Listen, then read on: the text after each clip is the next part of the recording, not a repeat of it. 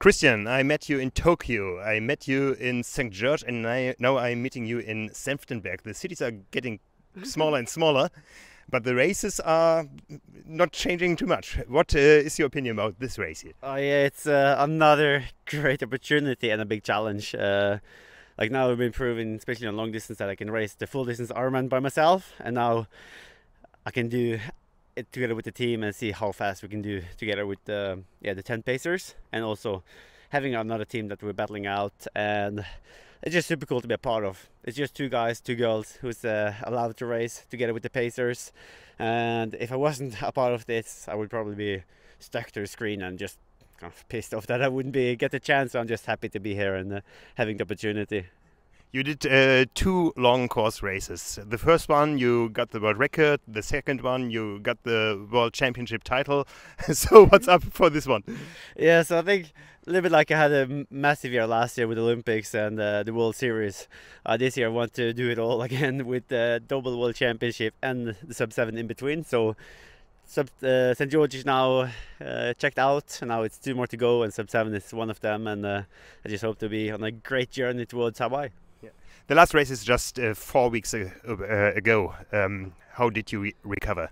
I would say the legs was coming quite quickly back again. A few days after, but then I had like a week of jet lag. You know, you don't sleep much before the race. You wake up 3:30, and then you would like to see like the last finishes coming in. So suddenly you're almost a day without sleep, and then going back again to Europe. And so it was a week where I just felt like lacking those sleep. But from then it's been good. Had a solid week in Amsterdam together with the bike pacers, and really working on being in a group and being close as possible to the guy in front of me, because it's no use if they're riding super fast and I still have that 2 meters gap, you know. So I also have to practice that, and it's different on a TT bike. And now here finally got a chance to meet the swimmer and the runner, and it's a big good group, and it's good to be 2.5 days away from such a big event that we've been looking forward to in 2 years, I think.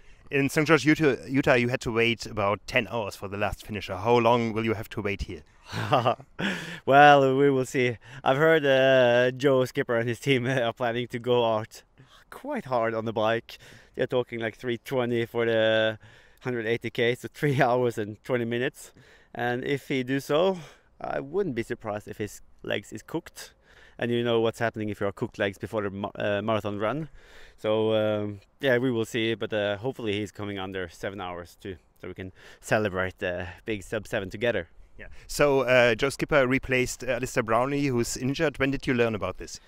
I heard about it in the weekend, so just the day before the announcement. So I heard some rumors. We were not sure after St. George when he pulled out, so we were kind of waiting for the message. We thought it would be due to sickness instead of the injury, but yeah, of course it's a big shame that he's missing out. He was one of the guys who were a part of the planning process from the day one, and I'm just happy that Joe Skipper is stepping up and making sure that we can have a team to race against, because without him we would just be out there on our own. But you had some arguments with him. He talked about the Norwegian hype train. Is it your favorite opponent? Oh yeah, he's a good guy, and we will see on Sunday whether he believes on the Norwegian hype or if he thinks it's a real thing. But yeah, I think it's just good that you have characters in the sport who's being themselves and being just 100% themselves, and I love it. You talked about the team. This is all about the team. Can you give us some insights about your tactics? Not too much about the tactic, but I can say that it has been tricky to find, like on the swim and the run. It's very easy to find guys who can put me under pressure. That the guy I will have on the swim, he can swim 25k faster than I can swim 400k. You know, and. It's just ridiculous. And the same for the run. We're having Essex is flying in, two from Kenya, to be helping me around here. They can easily drop me every day a week. So it comes down to the nailing that train on the bike, and also getting some guys who's invested into the project, because it's really a team effort. And we've been lucky to get in contact through Swift. Richard knew Matt Bottrill, and he is kind of designing the team, and also getting the support from KDX, who used this event to kind of launch a new tri-bike that we just saw in St. George, having the debut on there. And yeah, it's really making everything easier. Like, we have the bike mechanics there from KDX and everyone on the same equipment. It will really feel like a team event, and yeah, it's stoked to be here. Few people like the bike. Others say it's like looking like a lady's bike or whatever.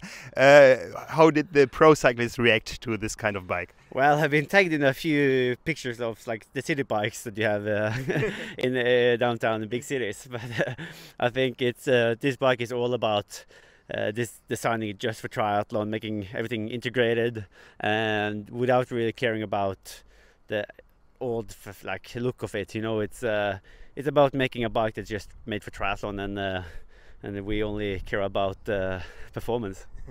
The guys from Giant, they forbid us to take photos of that, yeah, from KDX. So is there something different than to the bike you used in Utah? Oh, I'm not sure why it's forbidden. Maybe they will launch the pictures. I've got a new color now, so finally I get the Olympic touch of it that I think I deserve after Tokyo. So yeah, I think I love the design of this one, and the wheels is looking good. And I guess they just want to have like a bigger launch, kind of on their channels. Yeah, and we have two other disciplines. You get a new wetsuit for this one. What is different with that? Yeah, so this wetsuit from De Boer is taking kind of the Fjord 2.0 and trying to bring in what we are working on, the 3.0, so next generation, working on the texture on the front to be kind of a little bit like you do in the aerodynamic in the air. You do the same in the water to let the water just peel off, and also finding some new kind of ways on the arms to be able to grab more water. And also what's different here compared to the 3.0 suit is that this is a little bit thicker, so we can go outside of the 5mm rule. But it's kind of the same technology that we will use in the next generation Fjord from De Boer. Yeah. So this project is something like the Sub8 project in the marathon running, yeah? And people talked about the shoes. Do you wear different shoes here? Yeah, so the original inspiration came from that project, but it's again with the twist, like we have pacers on the bike that's not allowed in normal race, and but I think it also inspired all the partners to develop equipment. But I'm now using the carbon shoes that I also used in Tokyo last year. I really fall in love with the Sky shoe, Metaspeed Sky, and so I will use those one in the gold color from Asics, and also working together with the Trimtech and the fabric to make aerodynamic suit for all the pacers too. Yeah, you do some custom design for your Trimtech suits. You're involved with this company? Yeah, so I work closely together with them, and also Olav is involved with Trimtech, and they were with us in the wind tunnel working on like how we can make like the shoulders more aerodynamic. You will see now on the race that we all wear like special cuffs, a little bit like I wear in St. George, but this time also with like the dimples on to break the air better. So yeah, we always try to kind of work together with the brands that we have, because we don't just want to get paid and use what they have. We want to make sure that we can get involved with the company and make sure that we have that advantage in terms of equipment for race day. How much testing do you on that?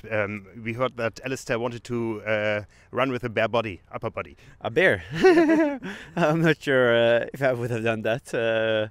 Like we have the fabric, we'll like already done a lot of testing on the fabric going into Tokyo, so I feel confident we have what's needed there. But also, I'm not sure if I'm skinny enough to be running in bare body, and I don't have the six pack. You said that. So we talked about tactics and mechanics and all the equipment. The physiology is left. Are you the best athlete, the best Kristian Blummenfelt ever this weekend? No, I wouldn't say that.